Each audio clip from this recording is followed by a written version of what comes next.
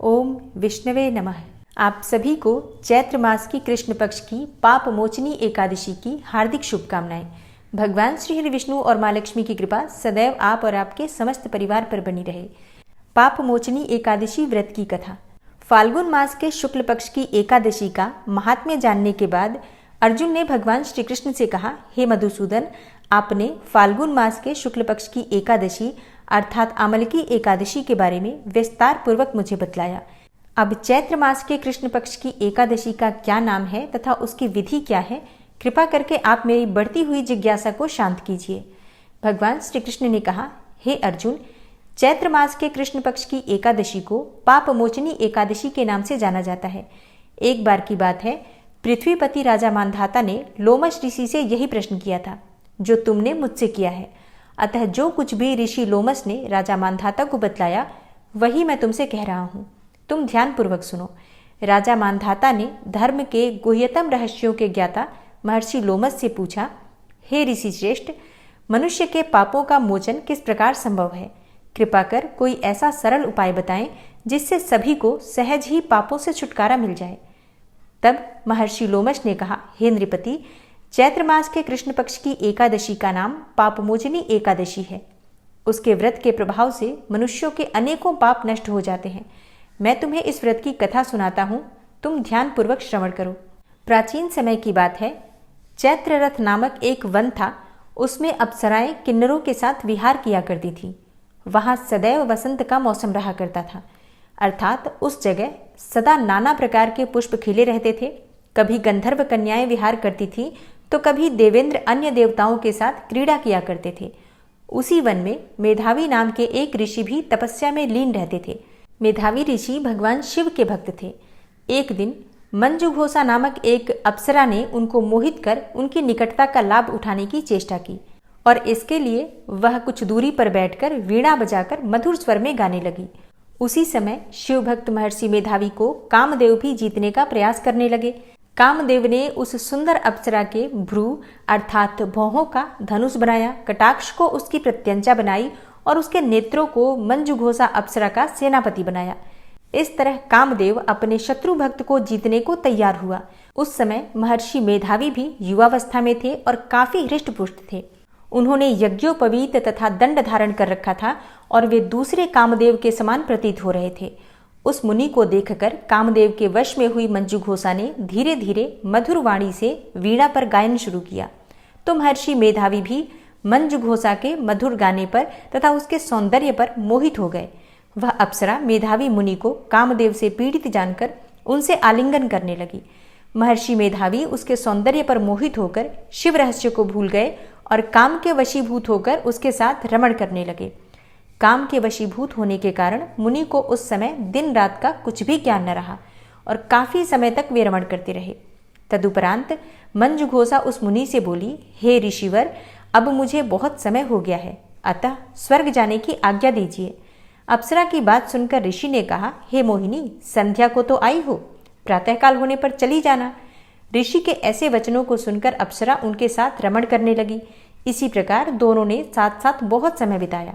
मंजुघोषा ने एक दिन ऋषि से कहा, हे विप्र, अब आप मुझे स्वर्ग जाने की आज्ञा दीजिए। मुनि ने इस बार भी वही कहा, हे रूपसी, अभी तो ज्यादा समय व्यतीत ही नहीं हुआ है, कुछ समय और ठहरो। मुनि की बात सुनकर अप्सरा ने कहा, हे ऋषिवर, आपकी रात तो बहुत लंबी है, आप स्वयं ही सोचिए कि मुझे आपके पास आए कितना समय हो गया, अब और ज्यादा समय तक ठहरना क्या उचित है? अप्सरा की बात सुनकर मुनि को समय का बोध हुआ और वह गंभीरता पूर्वक विचार करने लगे। जब उन्हें समय का ज्ञान हुआ कि उन्हें रमण करते 57 वर्ष व्यतीत हो चुके हैं तो उस अप्सरा को वह काल का रूप समझने लगे। इतना ज्यादा समय भोग विलास में व्यर्थ चला जाने पर उन्हें बड़ा क्रोध आया।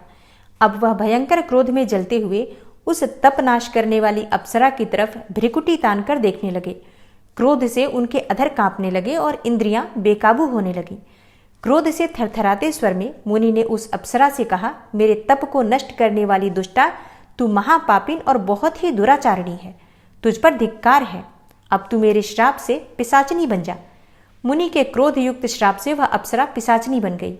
यह देख वह व्यथित होकर बोली, हे ऋषिवर, अब मुझ पर क्रोध त्याग करके प्रसन्न होइए और कृपा करके बताइए कि इस श्राप का निवारण किस प्रकार होगा। विद्वानों ने कहा है कि साधुओं की संगत अच्छा फल देने वाली होती है और आपके साथ तो मेरे बहुत वर्ष व्यतीत हुए हैं, अतः अब आप मुझ पर प्रसन्न हो जाइए, अन्यथा लोग कहेंगे कि एक पुण्यात्मा के साथ रहने पर भी मंजू घोषा को पिशाचिनी बनना पड़ा। मंजू घोषा की बात सुनकर मुनि को अपने क्रोध पर अत्यंत ग्लानि हुई और साथ ही अपनी अपकीर्ति का भय भी हुआ। अतः पिशाचिनी बनी मंजू घोषा से मुनि ने कहा, तूने मेरा बड़ा बुरा किया है, किंतु फिर भी मैं तुझे इस श्राप से मुक्ति का उपाय बतलाता हूँ।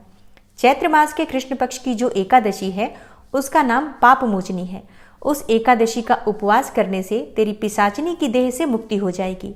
ऐसा कहकर मुनि ने उसको व्रत करने का सब विधान समझा दिया। फिर अपने पापों का प्रायश्चित करने के लिए वे अपने पिता च्यवन ऋषि के पास गए। च्यवन ऋषि ने अपने पुत्र मेधावी को देखकर कहा, हे पुत्र, ऐसा क्या किया है तूने कि तेरे सभी तप नष्ट हो गए हैं, जिससे तुम्हारा समस्त तेज मलिन हो गया है।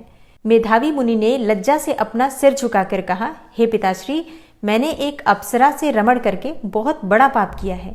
इसी पाप के कारण संभवतः मेरा सारा तेज और मेरे तप नष्ट हो गए हैं।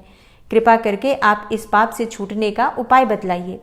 ऋषि ने कहा, हे पुत्र, तुम चैत्र मास के कृष्ण पक्ष की पाप मोचनी एकादशी का विधि तथा भक्ति पूर्वक उपवास करो, इससे तुम्हारे सभी पाप नष्ट हो जाएंगे।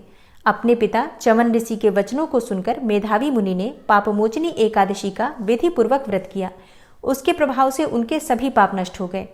मंजू घोषा अप्सरा भी पापमोचनी एकादशी का उपवास करने से पिशाचिनी की देह से छूट गई और पुनः अपना सुंदर रूप धारण करके स्वर्गलोक चली गई।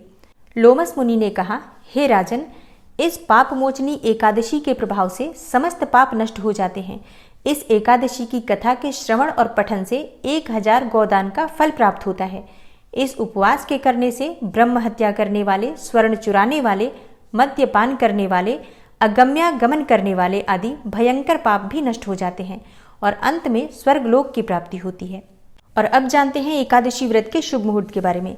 देखिए, एकादशी की तिथि प्रारंभ हो रही है 17 मार्च को दोपहर में 2:08 पर और समाप्त होगी 18 मार्च को यानी कि शनिवार के दिन सुबह 11:14 पर। तो सूर्योदय कालीन तिथि के अनुसार 18 मार्च 2023 यानी कि शनिवार के दिन पापमोचनी एकादशी व्रत धारण किया जाएगा और पारण यानी कि व्रत खोलने का शुभ मुहूर्त है 19 मार्च को सुबह 6:37 से सुबह 8:07 तक। द्वादशी तिथि प्रारंभ हो रही है 18 मार्च को सुबह 11:14 पर और द्वादशी तिथि समाप्त होगी 19 मार्च को सुबह 8:07 तक और 19 मार्च को सूर्योदय काल का समय रहेगा सुबह 6:37 पर। और जो भक्त एकादशी का व्रत कर रहे हैं, पारण समय का ध्यान रखें, क्योंकि 8:07 के बाद आप व्रत अगर खोलते हैं तो व्रत का आपको संपूर्ण फल प्राप्त नहीं होगा, क्योंकि इसके बाद त्रयोदशी तिथि प्रारंभ हो जाएगी। इसलिए शुभ मुहूर्त का ध्यान रखें, सुबह 8:07 से पहले व्रत अवश्य खोल लीजिए। और हाँ, 19 मार्च को प्रदोष का व्रत धारण किया जाएगा, तो प्रदोष व्रत की संपूर्ण जानकारी के लिए आने वाली वीडियो जरूर देखिए। मिलती हूँ मैं आपसे अगली वीडियो में, तब तक के लिए नमस्कार।